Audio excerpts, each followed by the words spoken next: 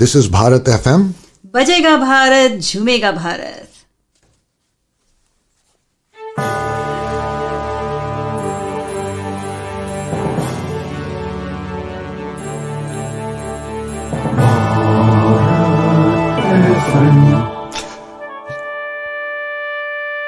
ये है भारत FM. बजेगा भारत, झूमेगा भारत. दोस्तों नमस्कार, आदाब, सत श्री अकाल, वड़क्कम, वेलकम. आप सभी का भारत एफएम के इस कार्यक्रम में, जिसका के नाम है रूबरू, तहे दिल से स्वागत है. मैं हूं आपका दोस्त और आपका होस्ट आरजे आशीष, और आज हम जिनसे रूबरू हो रहे हैं और जिनके बारे में हम जानने की और कोशिश करेंगे, उनका नाम है Dwarkesh Trivedi. Dwarkesh Trivedi is a holistic financial planner with more than 20 years experience in the financial services industry. Dwarkesh has extensive experience across multiple financial products.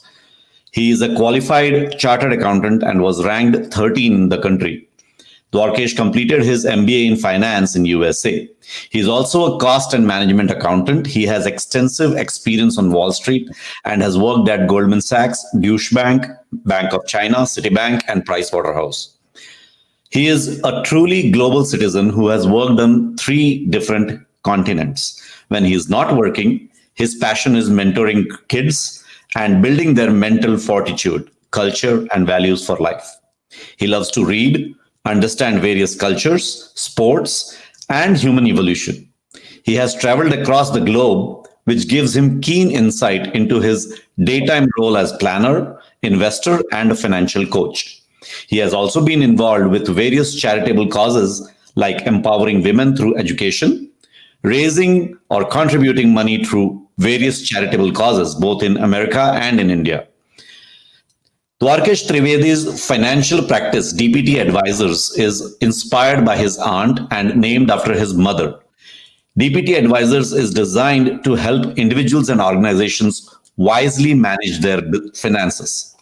For individuals, he coaches them and helps them execute on how to allocate their financial resources to achieve goals while covering their risks and ensure proper investing for a well-funded retirement.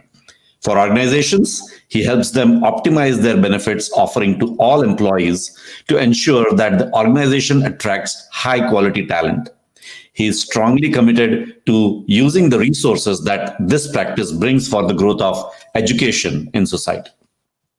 Dwarkesh believes that families and organizations need to make financially sound decisions to have a fortress balance sheet and a robust income-expense structure to survive and reach stretch goals. This is especially true in testing times like the current ongoing pandemic. With that, let's welcome Dwarkesh Trivedi. Thank you, Aditi. Thank you very much. Welcome to our show. Thank you for coming to Rubaru. So, as you might know, the format of our show, we start with your journey right from the childhood. So tell us a little bit about where you were born and what kind of childhood you had. Yeah, so I was born in Gujarat.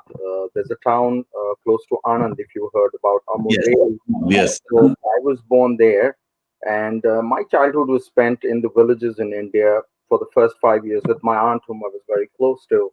So I still call myself a village boy, made and built in villages for the initial 5 years. And then I moved into the city. I was fortunate that parents on both sides were blessed with goddess Lakshmi, and we had a lot of means. But it also took a turn at when I reached my youth, and then that was a very interesting time. We will get to youth a little later. I want to focus on your childhood right now. Sure. Yeah. So that was good, and I was blessed with values, culture, a lot of the niceties that growing up in a village happens, wherein the village is a community. You learn the value of supporting each other, and you also learn the value of discipline. You get up in the morning, you go to the temple or do whatever religious activities you do, partake, spend some time with family, which is very critical. My grandfather was a very successful businessman, but he was humble to the ground. If you looked at him, he would still walk to his job, and once he was at his job, it's either God or work. These were his two gods, and it was a very, very good learning time for me. Which city did you move to, if I may ask? Oh, my father and my grandfather moved to Bombay probably 150 years ago. Wow.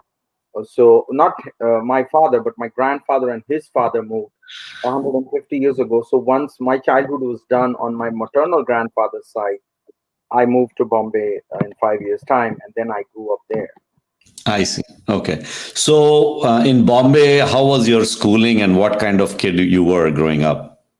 Oh, Bombay, the schooling was, I think, a very, very interesting blend. Number one, we were cosmopolitan. So you had people coming from all stratas of society, businessmen, salaried workers, people who were considered the high or very high medium class to low medium class to the lower stratas. But the one thing which was very common was that everybody was working hard. And again, I had probably one of the best friend circles. Maybe everybody feels that way, but I think I felt best that way because they were very supportive of growth. We helped each other out, but we were equally competitive. So it was a highly competitive environment, yet we helped each other out to do well in life. And what kind of kid you were? Like, were you a naughty kind or just a quiet kind? What kind of kid you were? Okay, I think that was basically, I grew up being the uncle's, aunt's, mama, daddy's boy. So I, whatever they told me that worked for me, I had an opinion, but I listened to them. And maybe that's what set me up because listening to them set me up for a lot of success. So that has worked very well for me. Yes, I was a very excitable kid, like everybody is. So there is that said. I had my own passion. Cricket is still a passion at this age. I love to play cricket, and did you watch IPL today? I did not because I was exhausted. I played T20 cricket yesterday, so it takes a toll. Okay. So just to give you an information, today's both the games were tied. It was a super over, and the second game had two super overs, the Mumbai and Punjab one. It was just Yeah, yeah. I heard about it from my friends because a lot of them have a very good respect about my knowledge for the game. So I will get a WhatsApp message or two, but I did not get to watch the game today. I see. The recording will be available, I'm pretty sure, so you can go and watch that later. Yeah, and the other thing is my kids get involved in Sanskrit and Gujarati because I'm trying to keep the whole Indian theme going with them. So two Right. Indian languages for them as well. I So see. I try to get that in, as much in as possible. I was fortunate that I got those languages when I was a child. I was a polyglot because I learned about 6 languages. So Wow. Which languages are those? Gujarati, my mother tongue, Hindi, Marathi, Sanskrit, of course, English, and I picked up a little bit of Urdu and German, so maybe 7 Wow. languages. So you were always fascinated towards these languages, like learning more languages. Oh, absolutely. I think one of my biggest advantages was the variety of teachers I had. So I had a teacher, she was an Oxford grad, she had moved to India. So she was very particular about the English diction and how you spoke the English and how you communicated with people. So that came from her. And then I had teachers who encouraged me to also learn these languages because they wanted the sweetness of your Indian mother tongues as well to come in. So you are able to get two different pronunciations because they are different, you know. Right, right. So, from your childhood days, is there anything that you remember that any incidents that you would remember that has stuck with you till today and has helped you in growing as a personality that you have today, the profession that you are into today? Anything related to your childhood that you remember? I think there are multiple aspects of it. So one of the most important things was when I was graduating my 10th grade in Maharashtra, where I grew up. 10th grade was an exam. So I had worked for a year. I had taken about 200 tests to get a perfect score in mathematics. Wow. And I think, barring one exam, everywhere I'd gotten perfect scores. But Wow. when it came to the actual board exam, I made a mistake which was worth a mark, but when you are perfect, they cut 4 marks. And and that was tough on me, and I went through, like, it was like the world broke down for me, at the time when you're aiming for perfection. But you learned one important lesson, that, and I think that's what, even I follow the Bhagavad Gita as Gandhiji is prescribed, and it says that perfection is a goal. Mhm. Achievement is not important. It's just a goal that Yeah, matters. That that, you leave your best on the table, and that is what really, really matters. So I think that was tough for me for some time. I attempted it again. The same thing repeated, but by that time, I had matured enough, 2 years later, to be able to handle that loss and say, you know what? I left everything on the table. I did all I could do. If it was not meant to be, it was not meant to be. so did that attitude help you with your 12th grade? Yes, it Is the did. critical And one in India, basically. To yes. have your career, basically your entire future depends on what you do in your 12th grade, right? Oh, absolutely. And I think I was an avid reader of Hindi. So Harivansh Rai Bachchan is a big read that I have followed in my life. And I think Amit sir always quotes him saying, "Man ka ho to acha, na ho to aur bhi acha." Yeah, yes, I definitely remember that. Yep. तो फिर वो भगवान की होती है. So that really helped me. I think that set me up saying, you know what, I have left everything I had to give to it in terms of sacrifice, dedication, everything. And if it is what it is, then it is. And I have never regretted that. Right. Another thing, out of curiosity, I saw that you still use Bombay and not Mumbai. Any particular reason around that? Yes, because the time when I grew up, it was Bombay. So it is just a reference to the timeline. Because the reason I asked you is because I myself had that issue. I mean, anytime I'm talking, even though I know that it is called Mumbai now, but I grew up calling Bombay. So it is very difficult for me to realize that, oh, it's not Bombay anymore, it's Mumbai. So I was just, No, I think for the longest time that I lived, it was Bombay. I think in the last couple of years that I was in India, it became Mumbai. same That, is with me. Exactly. The same problem with me. I mean, when it became Mumbai, I was there just for a couple of years and then I came here. So yeah, that becomes difficult. All right. So, ठीक है, you're done with your childhood and you're done with your 12th grade, and now you are at a point where you want to decide what you want to do in your life. Like in India, majority of the parents expect the kid to either get into medical or engineering. Mhm. What was your case? What was your dream at that point, and how did your family help you with your dream? Well, my dream was something very different. So I wanted to be IAF pilot, Oh, okay. or I wanted to pursue a career in Formula One racing. I can already see what your parents were thinking. So these are the two options, and the third option was, I am a generation of chartered accountants. So my great grandfather was one, my grandfather was one, my father was one. So that was the option that was always available. And the Indian Air Force didn't fly with my mother because there were many excuses thrown at me. Oh, it seems like the doctor thinks you might be getting glasses. So you know how those things. They're using their tricks and ways to Yes. convince you.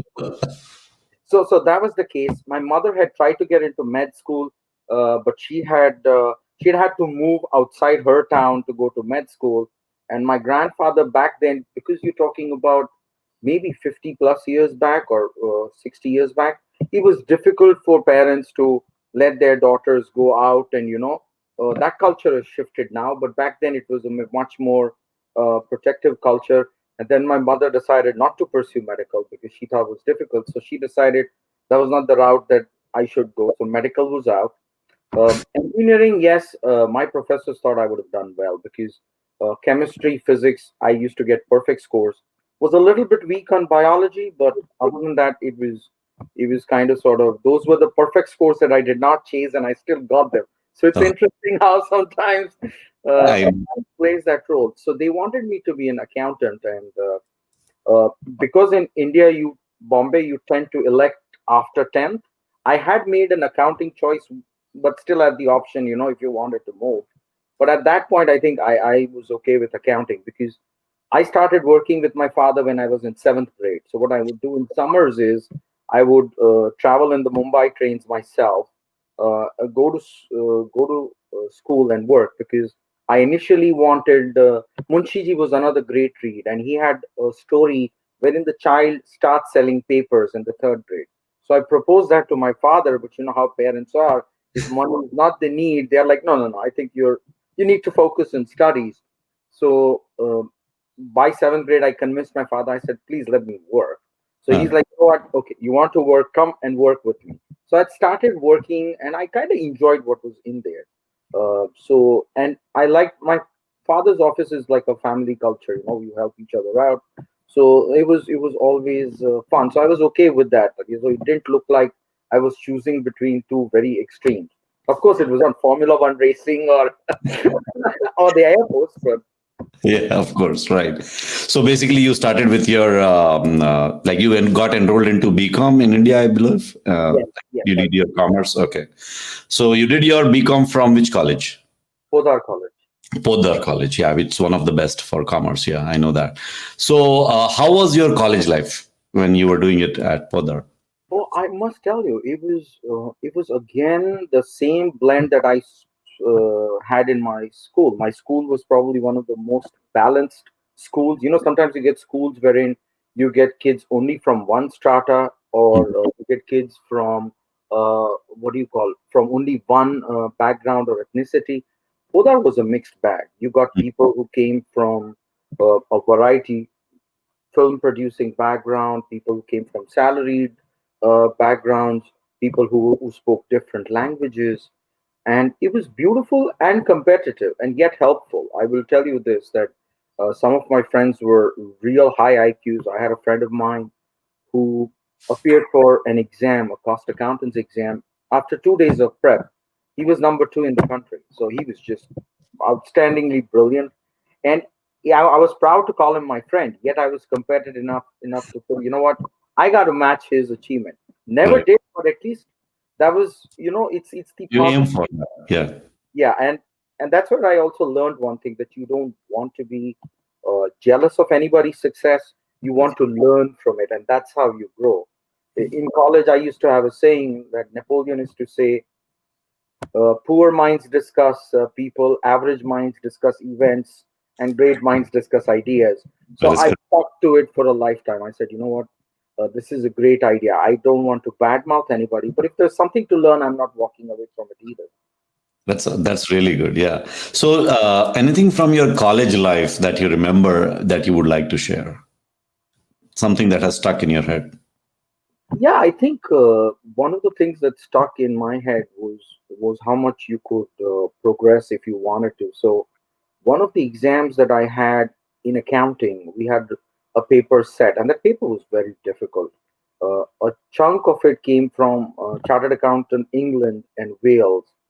Oh, So and that was a big component of it, and that was difficult. Difficult means, I think, uh, I would be understating it. If you had any other than my college, it would be some place else. It would have been considered outrageous to post the exam. But my college, we had like, when I graduated BCom, among the top 10 or among the top 12, we had 10 students from our college. So it was a highly competitive, motivated batch. And I remember walking out of the paper thinking, oh, I should have gotten a complete score, but I don't think I'll get it. Something's amiss.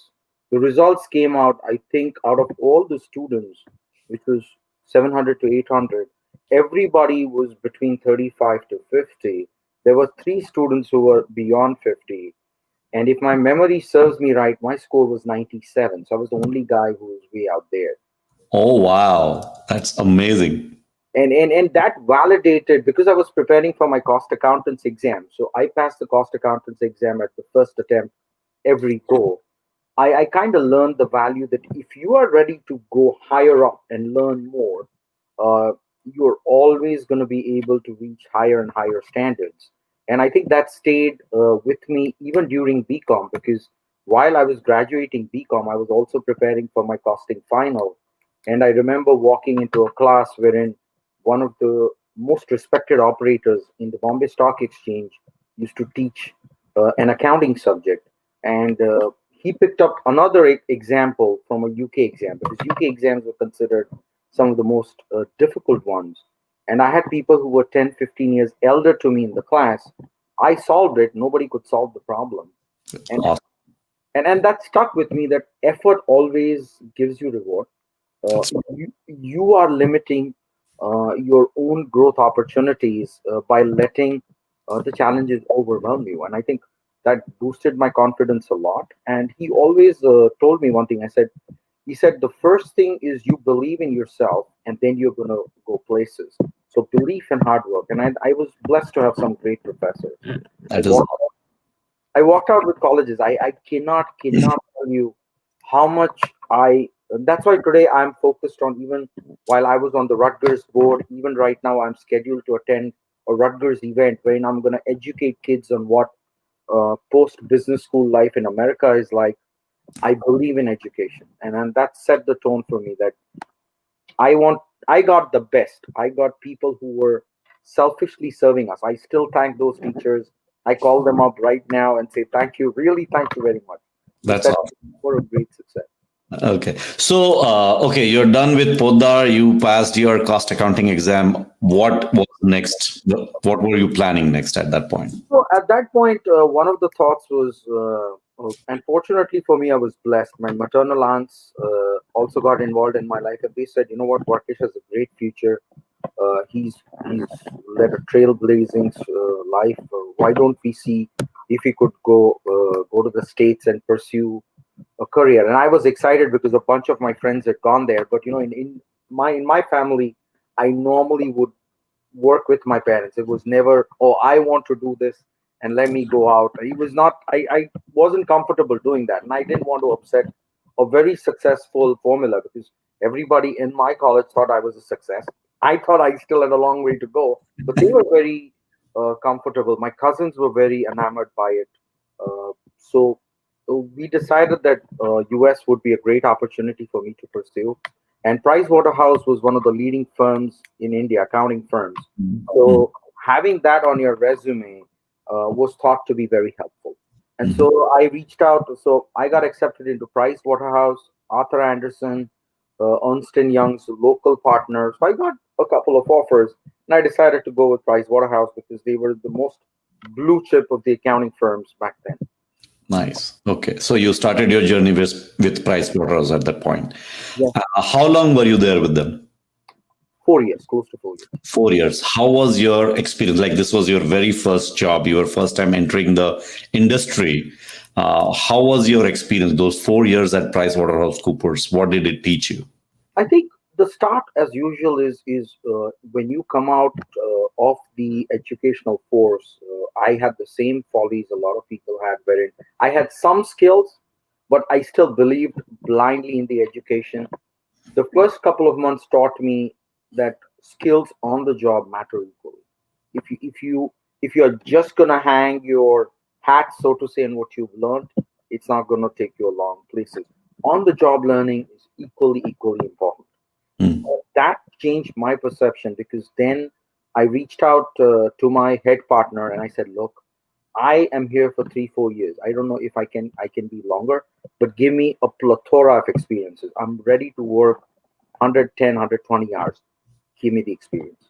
I'm ready to pursue that. And that set me up because within that time, I dealt with the head of legal at Citibank. So I probably was the youngest guy to be put on that kind of an assignment. I dealt with the head of Reuters India, the managing director, and the global head of internal audit Reuters. So the dealings, the exposure was phenomenal for me. And of course, I put in the effort to be comfortable with them. So that slowly led me into a situation where I had the skill set to deal with people at the highest level, but I also understood the background or the what do you call the underpinnings of it. Because when you're talking with senior people, you need to know your stuff. You are not gonna fly just without it. So I think attitude does not work. Yes, absolutely. So you had to know your stuff. You had to have an opinion, but you had to present it in a fashion wherein they would be like, "Wow, I think this guy has something." So I think that was a great experience. Okay, so had you already made up your mind that you are going to be with PricewaterhouseCoopers only for 3 to 4 years, or did something happen that made you decide that, okay, I'm done with Price Waterhouse, now let me move on? So I had made up my mind in college that I wanted to go to the US. Okay. In fact, my personal choice would have been to go to Harvard. I wanted to go to Harvard and get my MBA there. I had made up my mind that if I'm going, this is a top university. That did not stay, though. My opinion about universities in US did change, but I always used. Why was that, if I may ask? So a very dear friend of mine at Price Waterhouse, uh, he had come back from the US, and his guidance to me was that you would get a great network, but your ideal choice should be Wharton. Wharton has a better training program, and so I decided to shift gears and change myself into that. So that was one of the things. I also left Price Waterhouse because when you walk into an MBA, you need to have a better idea as to what you want to do after that. Mhm. So I started building my career. I was exposed to asset management. I was exposed to investment banking. I was exposed to strategic consulting. So there was a lot of beautiful exposure. And then, of course, the skill set to analyze a balance sheet up and down. You looked at the balance sheet and said, this made sense, that made sense. That came naturally to you. So I wanted to gravitate towards more skill sets. So I spent some time doing foreign currency trading. Then I was an investment banker for debt markets. I did some strategic and process consulting to understand the whole gamut as to what I wanted to do. And at that point, I was pretty much clear that I wanted to be a part of banking, given a choice. I So see. I had started planning my career. And fortunately or unfortunately, my partner used to tease me. He says, "You plan a lot." I'm like, hey, I'm the kind of guy who likes to plan stuff. I'm not flying by the wire because that was the way I was. Even if I had a chartered accountancy exam or a cost accountancy exam, I would have planned my approach for the 3 months, wherein how I was going to get there. Whether the plan was executed or not, at least I had a plan in mind that this is how I'm going to go about it. This is how I'm going to get it sorted out. And then, touch wood, God was kind that somehow most of the things fell in place. You never got 100%, but you were there. Okay. So basically, after Price Waterhouse, you were here at Wharton. That was another turn. So what happened is, and that's the key things. Just let me switch a little bit back. When I was in 10th or 12th grade, my mother's side we had financial issues, and then that started to bother you because I grew up on there, so that was always the case. But I learned, let's get the job done. But by the time I came to my chartered accountancy, there were two very critical events that happened. My father suffered from a near heart attack. They call angina pain, wherein you walk away with the pain, but your heart is not hurt, so to say. And he had two or three such events. And then he had placed enough money for a couple of Harvard educations for me, but that all disappeared because somebody's foreign currency credit risk exposure was too much, and the letter of credit backfired. Now it's kind of interesting in hindsight when I think about it. I was trained for the job that I do in terms of understanding investments and risk the way it came together. But back then it was tough because uh, I was very attached to my parents. One of my biggest things was I wanted to take care of them and be with them because I know my father always has been proud of me as to what I've achieved with all the challenges that came. Because just before my BCom exam, my grandfather died. Before my chartered accountancy exams, my granduncles and granddads died. So it was always something. Even my maternal uncle died right before. Two of my maternal uncles died before my CA finals. So there was always something. But I think one of the things that happened in that 10th grade was do your job and do it as you're serving those elders. They've given you values, they've given you this fantastic culture. You've got to repay back in that fashion. And that strengthened me to go through life with the challenges. And I'm glad because I sometimes wonder because I've had a youngster in a family friend circle who just gave up on life due to COVID. And we've seen in New Jersey a couple of NRI diaspora. And I kind of am glad as to what I went through. And I'm hoping that, people don't do something like that because you have to have the mental fortitude to plow Mm. through life. It Mm. is whatever it throws at you, God has given you or whatever you believe in. You call it the force, or you believe it nature. They've given you the mental fortitude to face it. Do not give up on life. That That's is true. That is true. So, what happened to Wharton then? Oh, Wharton. So Wharton, I did meet the director of admissions. Anil Ambani is a big Wharton alumni, so I was in his office and I met the director. It all worked out well, but even between that interview and the actual application, my father went through another round of angina pain. So it was like back to back playing on my mind. And then my father finally said, "Look, if you don't get out right now, it might be too late for you because you are still young." And we had already seen the financial impact. So Hmm. then, thinking about it, I said, you know what? Let's get to Rutgers because my it was relatively cheaper. It was right in the Northeast area, but it was a great MBA program. My research told me that they did a good job, and I could somehow work my way onto Wall Street, though they were not the preferred destination. I still took up the challenge, and I said, you know what? I'd rather be close and go 40 minutes in and talk to a person and say, look, yeah, I'm not your typical Wharton or a Harvard graduate hire, but I'm here and this is my experience. And then that was the my dream cannot die mentality is what I Right. call it. Right. And that is really awesome story. Thanks for sharing. So, okay, so now you're here at Rutgers, and you were there for like what, 2 years? How long was the? Yeah, Rutgers was a 2 years Okay. experience. So, in those 2 years, what was your experience? What is something, again, once again, I keep asking this, what is something that stuck in your head in those 2 years, from those 2 years? I think that again, Rutgers was a very similar experience. You had people who had come from the military. So one of my colleagues was a Desert Storm lieutenant or a major. I don't remember. One colleague was a NASA scientist. One person was just fresh out of college, but he was very ambitious, very business savvy. One person was from the pharmaceutical industry, which is a great presence in New Jersey.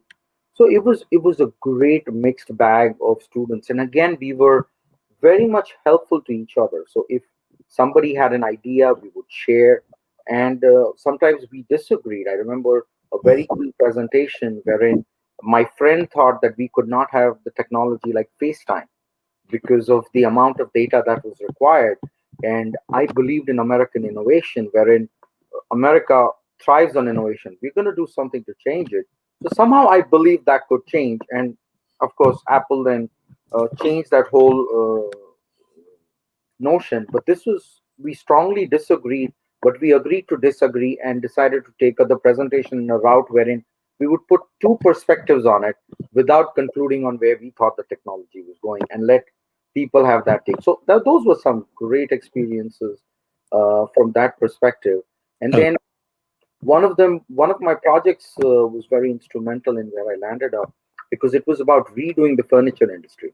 Mm. So when we sat down on the presentation, and there was I don't remember what organization the sponsors was, but he wanted to understand how the furniture industry could be restructured in the e-commerce space.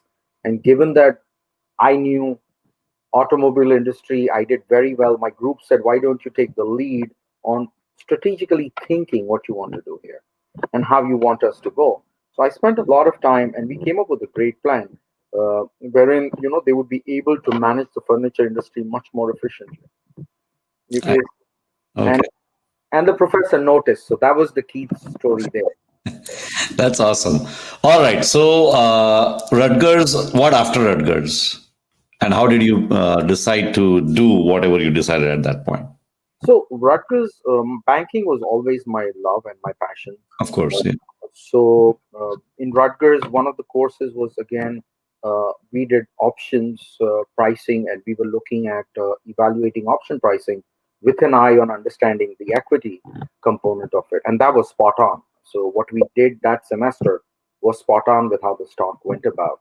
So I was sure that I had the skill sets to get into an investment banking career. The professor who was impressed with my strategic consulting ability, he introduced me to a couple of people at Goldman Sachs. So the career services introduced me to one of the ex-partners who had worked for Bob Rubin at Goldman Sachs. Uh, and he said he introduced me to his friends. The professor introduced me, and after multiple interviews, which must mean tens of numbers, I finally got into Goldman Sachs. Wow. And I was the only lateral hire that year, so I'm very thankful to God that that did happen. Amazing. Yeah, that's a huge achievement. Nice. Okay. So you start with Goldman Sachs as that at that point. How long you were there with them? 5 years. 5 years. Wow. How was that experience? Oh, I think I got off to a robust start. 15th day, I'm sitting in front of Hank Paulson, who was the CEO and who later went on to become the Treasury Secretary of the United States. And one of the things I learned at that luncheon or meeting when I heard him was he talked about how he made a mistake by not listening to his financial advisor. And back then, me again coming out of college was making the same mistake that I made when I got out of the BCom, was that I thought maybe he wants the financial representatives to make money. I'm smart. I can manage my money. And it's a very interesting thing how life teaches you lessons wherein you have a little bit of hubris let in. You know what I mean? A little bit of overconfidence, and then life brings you back. And then that was when I spent a year or two at Goldman, but within the investment management division. But I was just trying to get familiar with the program and stuff, so wasn't trained. But once Goldman trained me, that completely changed my trajectory and my ability. So I kind of sort of realized that yes, you need to be the person wearing that specific hat. Just because you work for a bank or just because you have an MBA does not equip you to handle and navigate through that. And that was a great learning experience. And he also quoted what Bob Rubin taught him. Bob Rubin was another Treasury Secretary Correct. who was also a mentor and whom I admired big time because he had seen the merger of Citibank and Travelers. And my research back then was my belief was that the super bank would happen. And today we see that in JP Morgan Chase and the Bank of Americas. So I was a huge fan of his because I thought he had great vision. And I've always believed that the vision of people is very important for you to succeed in life. And I think that's what happened there. So that was a great learning experience. I see. So 5 years at Goldman Sachs, what made you decide to move on from Goldman Sachs? I think once I had I had worked for Goldman in 3 continents. I had done everything in asset management. And a friend of mine one day says, you know what? I have this guy who seems to have a great opportunity. Why don't you just talk to him? I said, okay. So I end up talking to him, and he connects me with Deutsche Bank. Deutsche Bank had a massive balance sheet. It was the size of the banks balance sheet that we have today in trillions of dollars. And they wanted somebody who had experience across a variety of products. So I guess life puts you through something for a reason. So I was a foreign currency trader. I was a commodity trader. I was a banker. So they liked the fact that I had all that, and I had an astute understanding of balance sheet and also valuation. So they needed somebody to do the Americas risk reporting, and they had a vision in mind wherein I fit very well. So they brought me on board for that. And when I looked at it, I said, look, I'm going back to institutional side of it because I was doing the asset management side, which is like the buy side, but sell side always has a little bit of excitement to you. So I decided, you know what, Deutsche Bank is up and coming firm. It's second only to Goldman back then by certain metrics that I wanted to look at. So I thought that's a great place to be. Wow, awesome. Did Goldman try to give you the same offer that you were getting from Deutsche? No, I think what Goldman wanted was they definitely wanted me to stay, but I had the how do I say that? Once you put the proposal on the table that I'm going to leave, it's like a sword that has come out. So even if you slightly nick the relationship is not the same. That is true. That I would agree. Yeah, that is true. And so at that point, it was a point of no return. I mean, I have nothing but a great deal of thanks for the organization because I learned so much from it. 3 continents.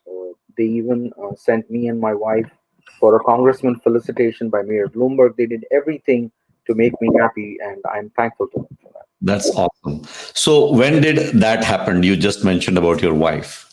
So when did that happen in your life? At Oh, what? that happened right before I left Goldman. And I think probably, I don't know if that could have had something to deal with it, but she and I got married right before I left Goldman. I think it is 2006, if I'm not. I hope my wife doesn't get upset if she finds out I don't remember our wedding year. Remember, this is being recorded and it will stay there forever. Yeah. No, it was 2000. If I remember correctly, yes, it was 2006, just before I left. So that was the case. So how has your family, your wife, your kids, how have they helped you in being what you are today, both as a person and as a professional? I think the advantage of having a wife is that she's able to look at you objectively versus you looking at you yourself. As long as she has the skill sets, and part of it is it's her initiative that said, you know what, when we got married, we were at. She would look at me and say, "Oh, these are your goals in terms of what you want to do in life and where you want to go. I doubt we can do it. It's too aggressive." But when she saw the way we were able to do it, and the ability that I had to plan things and execute and deliver on it, she bought into the idea that a proper financial planning could help us retire early if need be, and if not, we could enjoy stuff and do more with the activity. So we are very active in philanthropy. We like to do that, and she's big on to helping others. In her field, she's a medical professional. She's trained about 25, 27 medical professionals in the last decade and a half. So she's very active, and we believe in helping people. So she said, "Why don't you help people on the financial side?" So that was where I think it began. She saw the transformation of her life's trajectory with the plan that I put together and with the coaching that I gave her on the financial side. Of course, she coached me on the medical side, so it was Very good give and take relationship. Nice. yeah, I hear you. So how long were you with Deutsche? 10 years. It was a decade. Wow, that's awesome.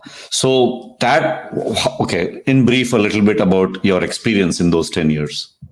Oh, I think it was fantastic. You lived through to tell your kids that I went through the greatest financial crisis of all time. Yeah. Because I was right in the center. I still remember that week very clearly. My wife was sick the whole week, and Saturday, Sunday, I was operating from home. It was tough and it was challenging uh, because of the way the week was turning out to be. And having met with Hank Paulson and had lunch with him, I was sitting there and telling myself, "Hank, I think you're making a mistake by letting Lehman go." That's what I mean. Trust me. Uh, and I'm thankful to God. I mean, I had that skill set to understand that if he makes this mistake, there will be other stuff that's going to come. And we had predicted that in Jan.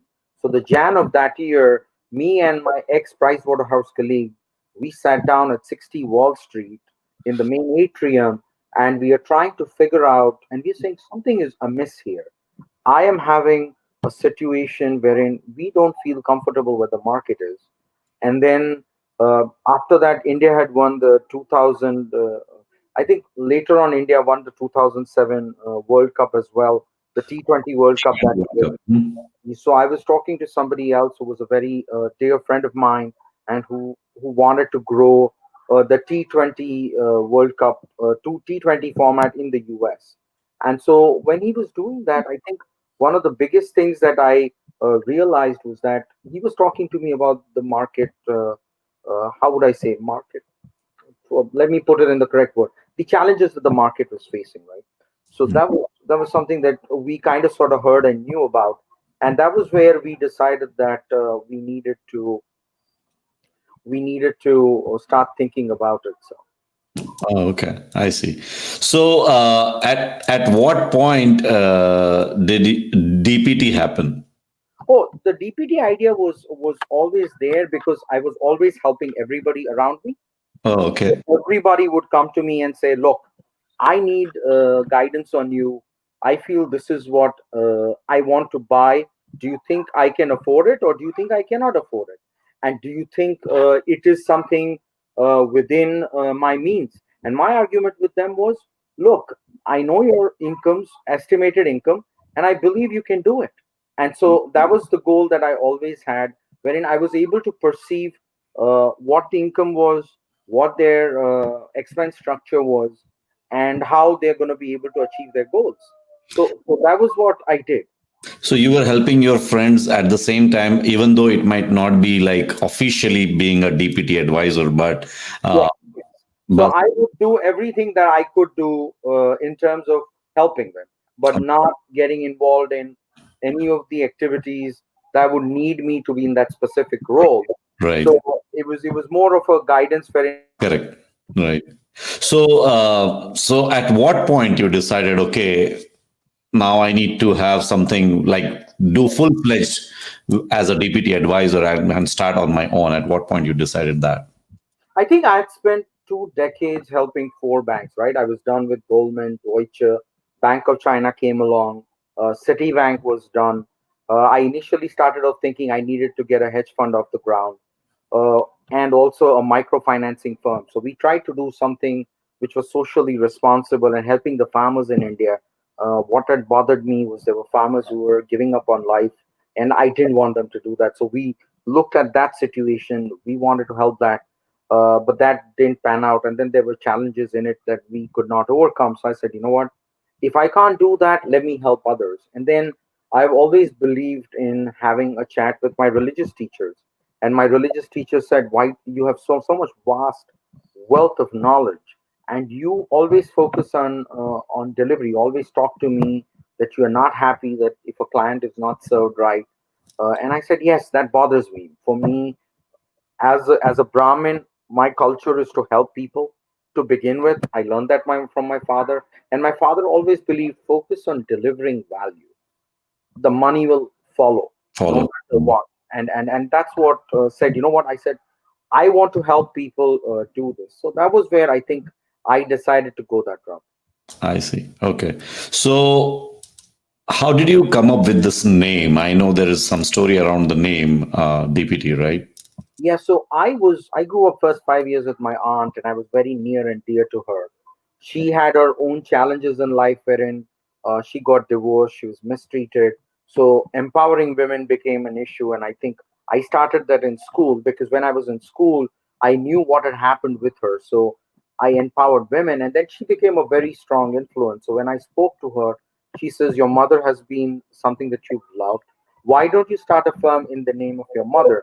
So my mother's name is also from D. So then I started DPT Advisors I, as a as my own what do you call, Shraddhanjali to my mother, because she's been the backbone of all the thinking I do in terms of right behavior, doing the right thing by people. Don't take shortcuts, because those were some of the lessons I think I did not cover before. But she always told me, take the right path. right. Shortcuts is not going to get you places in the So long. is P your aunt's name? Oh no, DP he is my father, Prabhu. father. Okay, I see. So DPT So, advisor. yeah, and my father also brought in there, right? My mother is there and father, so I think that would be a good way to get both. Okay, okay. So how long have you been doing this officially with DPT? So DPT, it's been close to an year officially, uh, Okay. but my time started a long time back. So I think I was part of asset management and wealth management at Goldman. So a Hmm. lot of that became second nature to me, and I was able to run through it. Okay. So if you're saying it has been just about a year, then it must have been difficult starting March, right? I think it was difficult, but for me, my experience came in handy, right? I had a plan. I kept looking at my personal plan every week, and the plan would come out 100 out of 100. So that worked very well for me. So when I looked at it, I was meeting all my metrics. I was tested, I was challenged on my plan, but the plan was a success and Oh, astounding success. So okay. I realized that the proof of the pudding was tested by the COVID virus on myself itself. And I had feared it on that Sunday. So I had a chat with somebody whom I was helping, and I had said the market is slated to have have a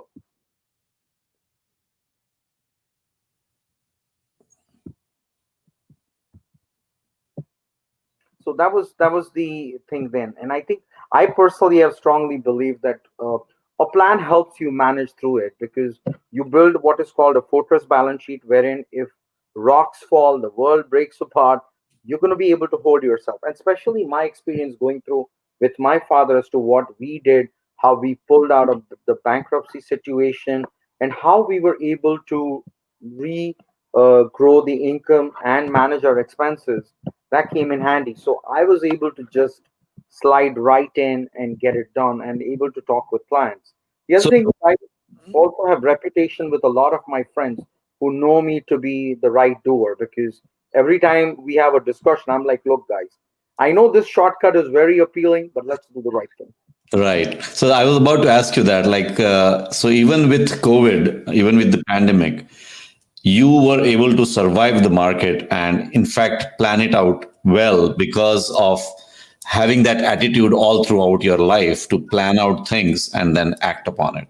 Is Oh, that absolutely. And I think the other thing is, I call it the stable hand. I was able to, in fact, today I am 20% ahead of where I was, though the markets have not completely recovered to that level.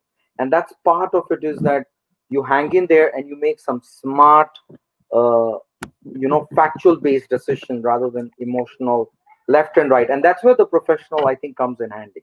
And right? I genuinely believe that it was the training, it was the professionalism that I developed over the years that came through, and is coming through as looking so good. So, if somebody needs your help, is it just an individual that you out, that you help out, or is it like anybody and everybody, an organization or anybody can come to you for help? I think I can. For me, the advantage is I worked in banking, so I can help banks out. I can help individuals out. I can help other organizations out. My specialty is I always look at stuff from a balance sheet income expenditure thing. It's like you have law of karma for life. You have law of of your business in Right. the form of a balance sheet and income and assets. So I can look at it and help people achieve different goals. Okay. Okay. So, if somebody wants to reach out to you, how can they do that? Oh, the best way to reach me is phone. So that's 732-208-1566. They can also reach me by email. That's dwarkesh.trivedi@nm.com. These are two places they can definitely reach out to me, and I'm more than willing to have a conversation with you and help them. And what I mean, if I may ask, how does your fee structure work? Oh, the way it works is it's similar to the market. So what I do is I always start off with a complimentary plan.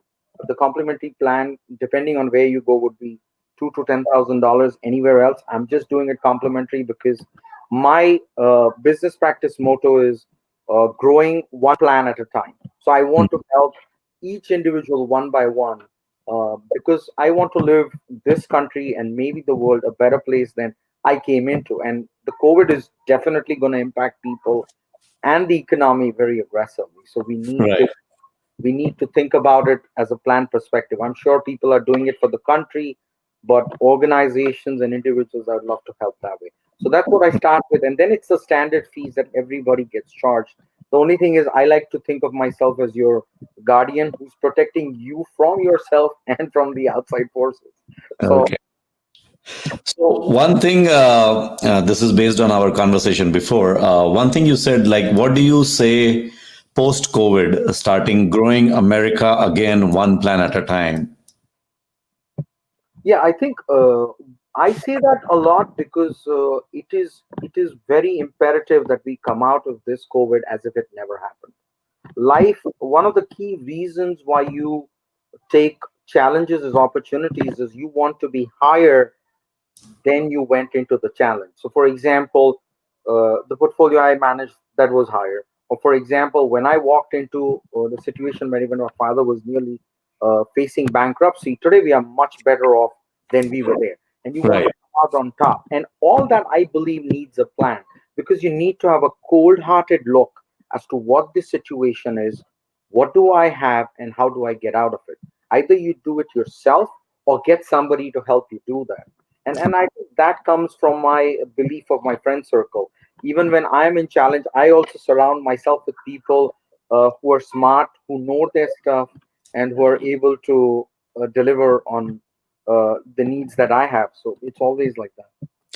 So now that the US has been opened up, what are your thoughts on it? I think once the US is opened up, we need to do our job as the citizens. So it has to be done at three levels, right? You have to attack it from three perspectives. The first one is physical wellness, second one is financial wellness, and third is social wellness. Hmm. So at the physical wellness level, I think I am repeating what everybody's saying, but I would love to share again what I have in my COVID response team locally is that you have to have masks on, you have to do social distancing, and you have to do sanitizing. That is key. I also do steam because steam helps you with COVID. So I personally believe in steaming. So that's one aspect of it. Then financial wellness is you need to have a plan and need to get somebody to give you a proper professional advice as to how you're going to come out of it. Because if your finances are not in order, that's going to create stress on your body, and that's going to again hurt number one, physical wellness. That is correct. Hmm. Okay. And what do you think about one size lockdown? One size lockdown, in my opinion, is not a great idea because the dynamics of different places works differently, right? Hmm. If you are in the Northeast or if you're in California or in LA, one of the things that you always are going to benefit is that you can work, more people can work from home. But when you're in a different area where that is not an option, you cannot go that route. So it's always a custom built solution for the area. Hmm. I see. What are you advising your clients who wants to get into the stock market? That is a very important question and probably something I always have to discuss with my clients, but it's always a custom answer. So if you are in the market, I would look at where you are right now and what are you missing or what do you, opportunities do you have. If you're not in the market, then I'm looking at how do we position yourself to enter the market without falling pitfalls to what is going on. So it's not the black and white answer you're looking for, but it's custom designed, right?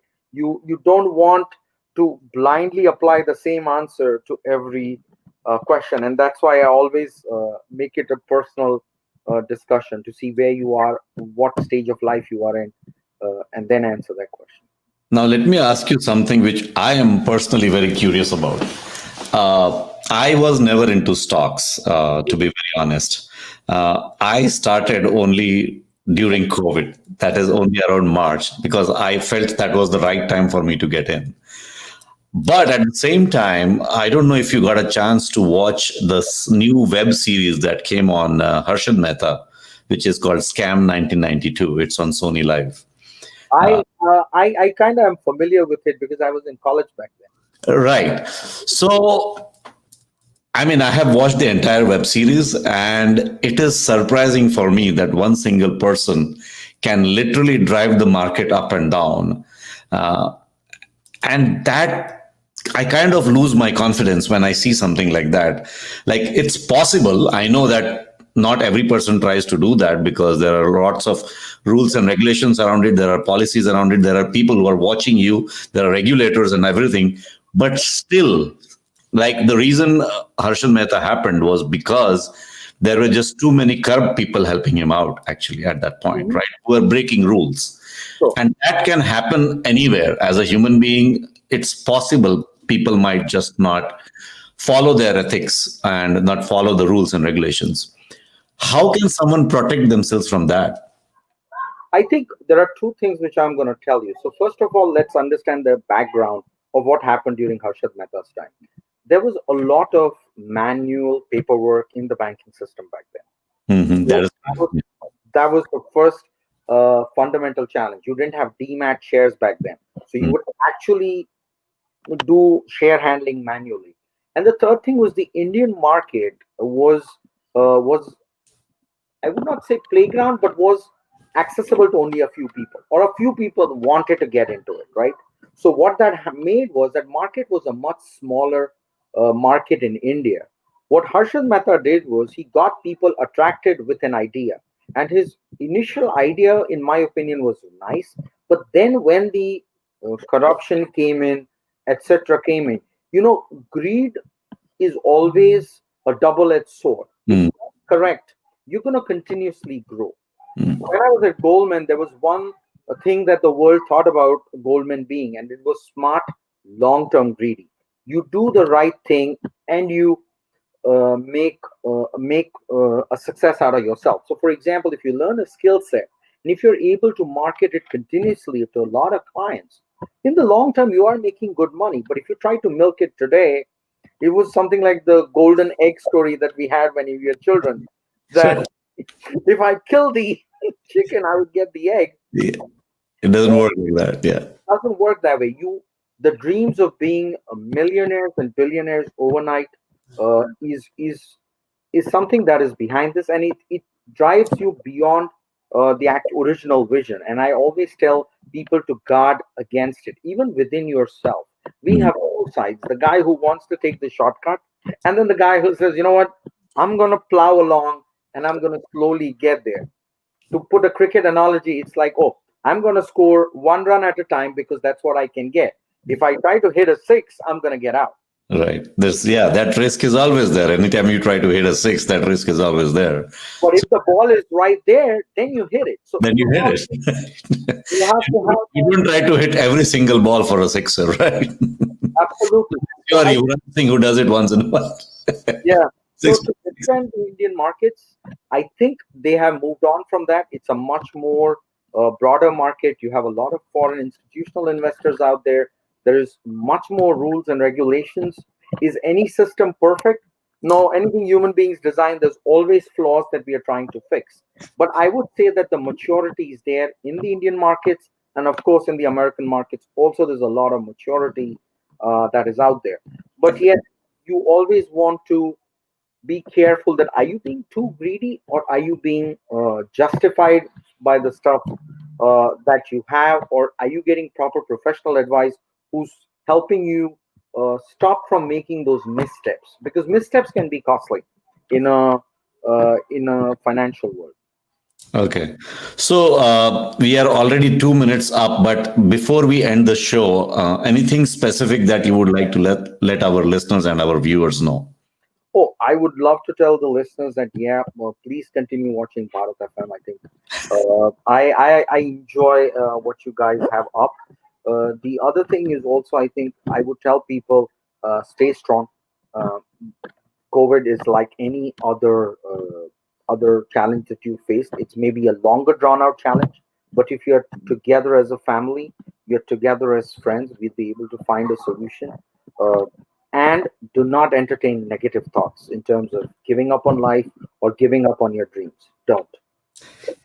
Thank you very much, Dwarkesh. I personally definitely enjoyed the very good conversation and all the stories that you had that you shared with us. I hope all our listeners and our viewers will enjoy it too. The people who are already enjoying it, and the best part is, like, all our conversations stay on our website and on our Facebook page and on our YouTube channel. So even if somebody was not able to watch this today, they can go back and watch the entire episode whenever they want to. So, and I'm pretty sure they will enjoy all the stories that you have shared with us and all the knowledge that you have shared with us. So, can I get a last word in? Thank Sure. you very much for being such a good host, because you literally were very good at having these questions. I really appreciate that. And to the picture that you have in the background, Bharat Mata Ki Jai, God bless America. Yes, Shubh Navratri. Thank you very much, Dwarkesh, once again. And with that, we end our show. Thank you very much, viewers. Thank you. This is Bharat FM. बजेगा भारत झूमेगा भारत.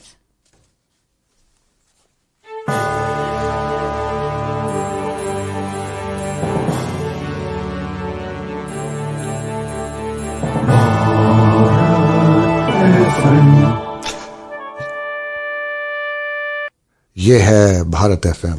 बजेगा भारत झूमेगा भारत.